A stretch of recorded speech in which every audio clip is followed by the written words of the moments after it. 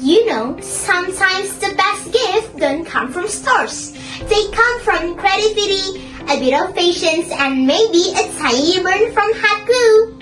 Hi, I'm Joanna Chasya from STK Ketapang 3 Cibubur, and this is the story of how I turned an used plastic bottle into a beautiful handmade bag. A birthday gift from my sister who absolutely loves handmade things. It all started one afternoon when I was wandering around my house. My mom is a crafter, so our house is basically a treasure chest of fabric scraps.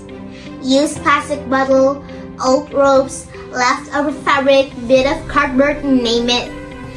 Things that looks useless, but I thought, what if they could become something new? So, I looked around a bit more and gathered my magical ingredients. Used plastic bottle, fabric scraps, felt fabric, hot glue gun, cutter, scissor, macrame rope, a piece of cardboard or used calendar, and a needle and thread. Then, I started creating. First, I carefully cut the used plastic bottle with cutter to make the shape of the bag. You guys can make it according to the size you want. Here's how my cut turns out. Now, we start by making the inner part of the bag. I took a piece of fabric scraps, placed it with the bed side facing out, and glued it around the inside edge of the bottle. Don't forget to stick both sides of the scraps with hot glue gun. After that, I flipped the fabric scraps inside and made a base using cardboard wrapped in fabric. Glued the base to make it strong and steady. Now, I took a white macrame rope. I glued it and wrapped it around the bottom of the bottle layer by layer. You can measure the length of the ropes according to your bottle height until the whole thing looks like it was wearing a cozy sweater. This part is where we make the foundation of our bag before we start giving patterns to make it look cute by waving it. Now, here came my favorite part, the waving using macrame rope. Here, I show you how. Take a rope of different colors and wave it with the first rope in consistent patterns.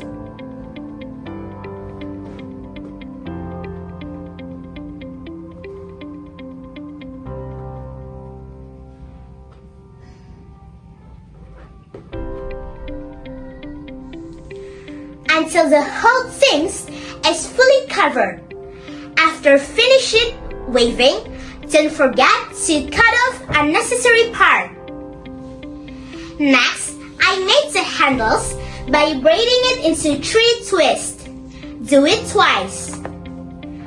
I glued them on both sides, and yes, I might have burned my fingers a little with hot glue, but hey, every creator has their own little flaws, right?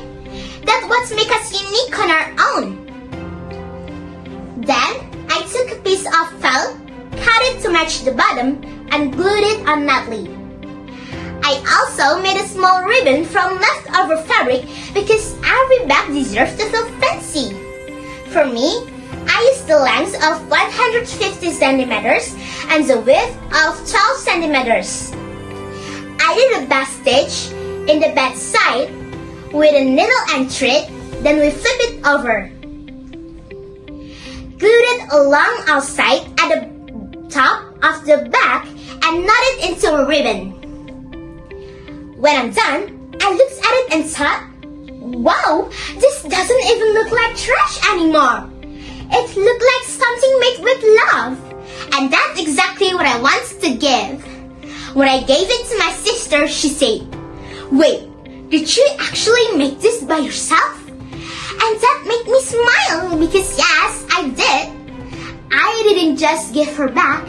I gave her something made from care, creativity, and things people take for granted. That moment taught me something important. Creativity isn't just about making things look pretty.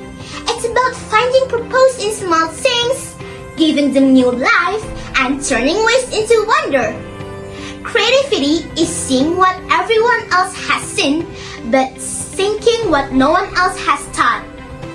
For me, that's what my star creation is about. And honestly, I was so proud. I wanted to name it Joanna's Lovely Bag.